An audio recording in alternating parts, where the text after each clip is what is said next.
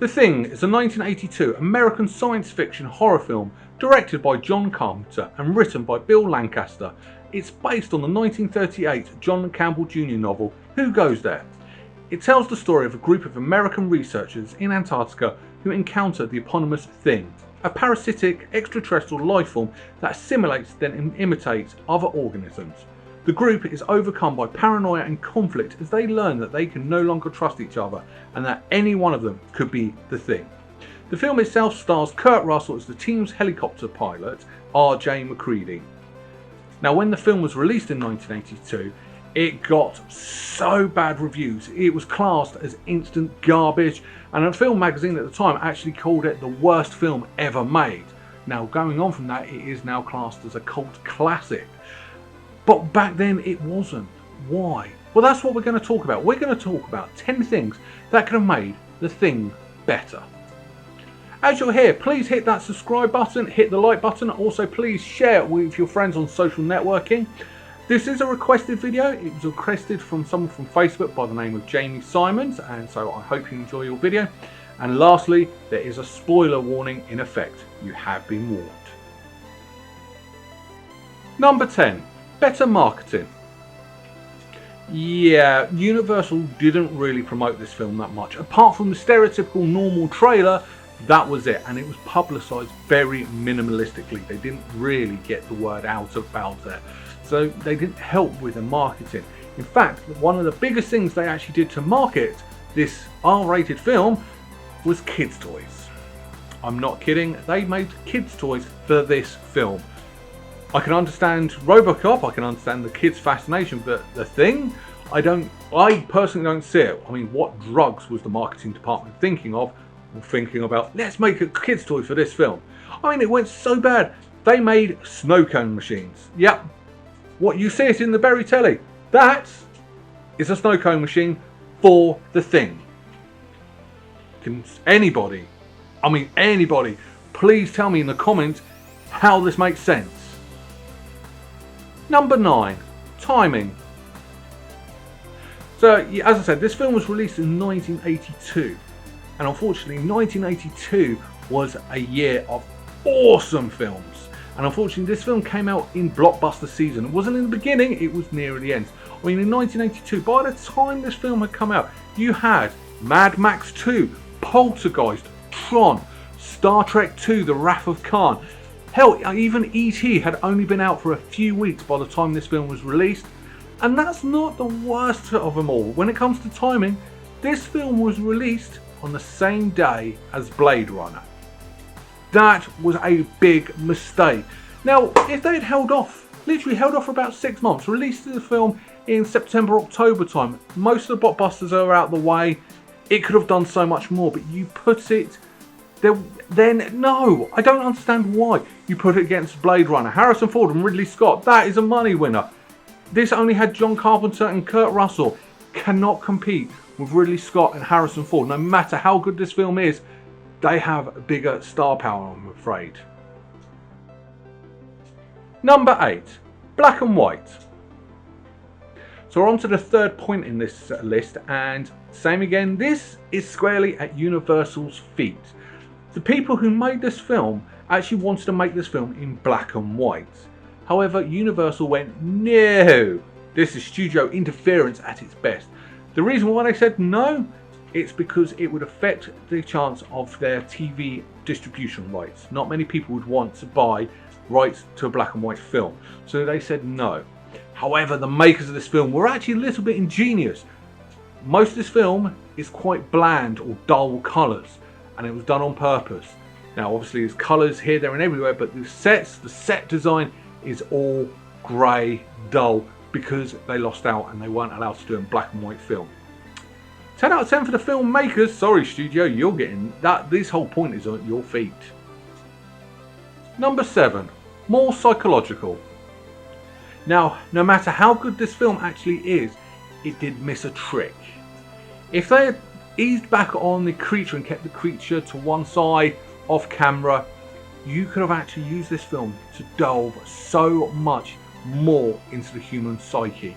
Now I know this film actually did go into like people's paranoia, what can make them turn, but it could have been so much more. Now, those sort of films today are quite popular, but this could have been ahead of its time.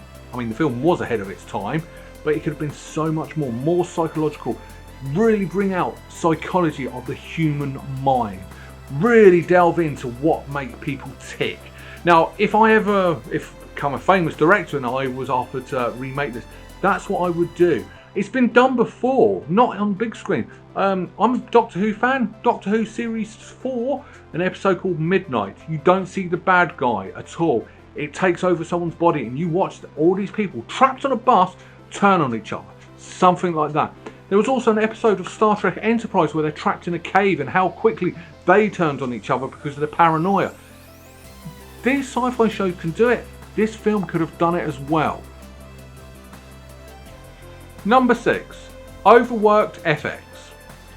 Now, the special effects, especially the creature effects, were created by somebody by the name of Rob Bottas, who at the time was only 21 when he created all these amazing creature effects. He did go on to be nominated for an Academy Award, and he's been described as a special effects wizard, genius in fact, and it's quite rightly deserved, especially what he did with this film. However, all the work he did for this film came at a cost, and it's no one else to blame. It's actually his own fault. He put so much time and effort into this film. He wouldn't let anyone help him. He actually wanted to be involved in every little bit. He didn't actually go home. He slept in the Universal Studio lots and in their locker rooms, and it came at a cost of being hospitalised. He was hospitalised for exhaustion, double pneumonia, and a bleeding ulcer. Now, no matter how much you love your craft, it's not worth your life. And this guy pushed it to the extreme.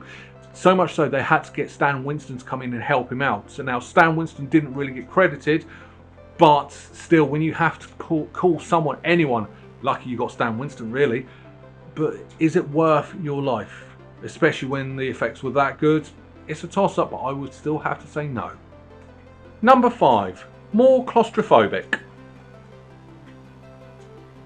So this film's set in Antarctica, in the South Pole, where it's really cold, in a makeshift camp. Okay, that's fine, and I get that, and I know that's quite believable.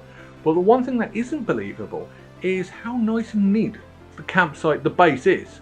Let's face it, if that was a real base, you would have had pipes here, hanging off the ceiling, wires and cables everywhere.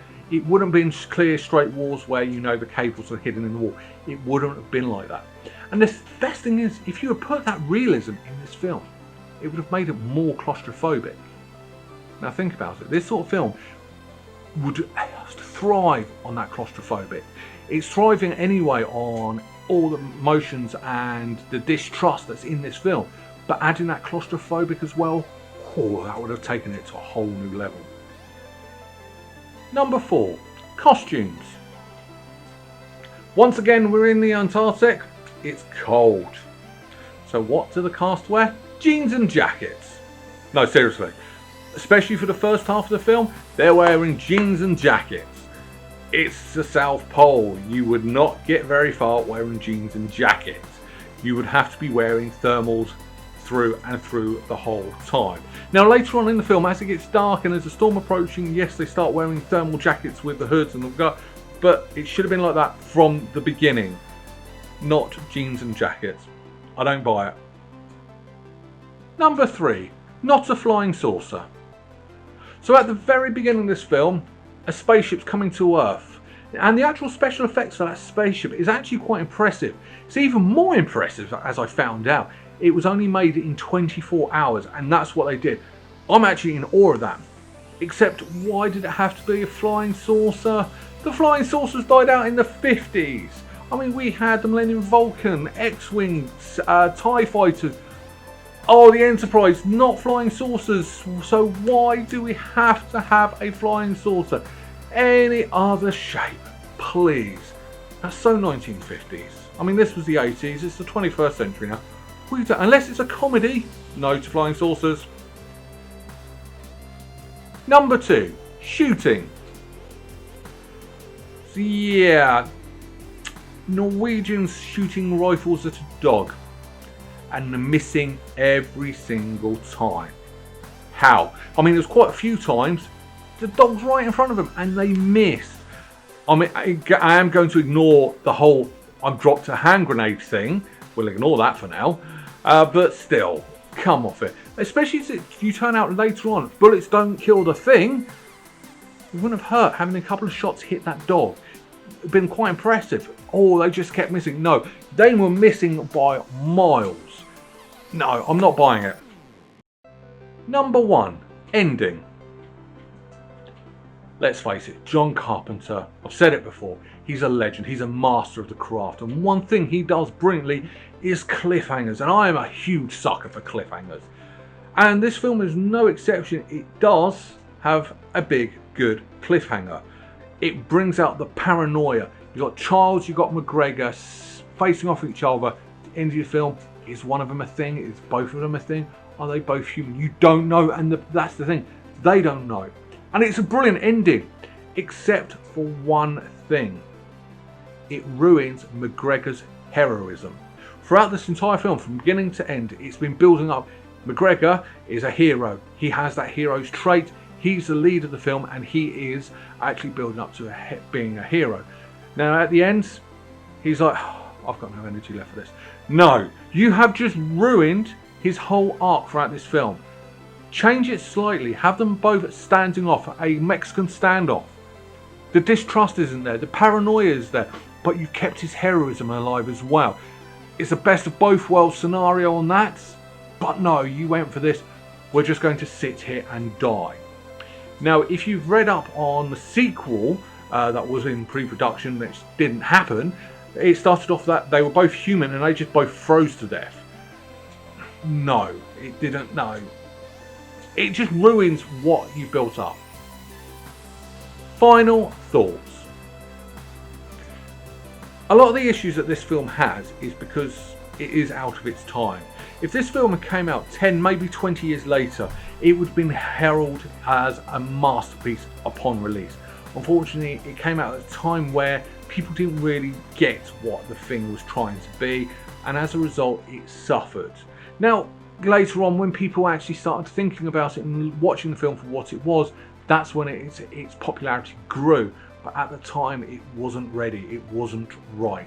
Now, that's not to say it's a bad film. In fact, it's quite a good film to a certain extent. I mean, there were some good aspects. The visual effects were amazing. And that's the one thing this film got praised by everybody, was its special effects. And its characterizations, yes, they were okay. I'm not going to say that. Bad about that. The music, now, apart from the fact, and I did write this down as I was watching the film, is it seems to be copying Alien. And to start with, I didn't like it, but I got into when I was getting into the film, actually that music worked. It does work. It builds out the suspense. It brings out the tension. My biggest issue with this film, though, unfortunately, is it sometimes I kept losing interest.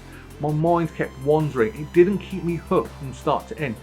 There were some in between where it just lulled and I lost interest. It didn't keep me hooked. That being said, there was one thing I loved about this film. It doesn't happen very often. Is normally in films they follow the same formula. Something happens, bad guy, good guy fights, bad guy comes out on top, good guy recoups, comes back, good guy wins. That's a stereotypical film, but that's not what happens in this film. It's good guy burns the thing comes back. Good guy burns the thing, it comes back. And that's what it kept doing every single time. But the good guys' numbers are dwindling further and further down. So you actually start to think, hang on, this thing might actually win. And you still get that impression right at the end of the film, which is fantastic. It's very different. It's a shame my interest kept waning every now and again. So how many berries am I going to rank this film? Well, because it is a good film, just my interest kept wandering every now and again, like people watching my videos happen quite a lot. I'm going to give it 7 out of 10. Good film, it was just missing that keep it all the way through. But what did you think? What are your thoughts on this film? Am I being too harsh on this film?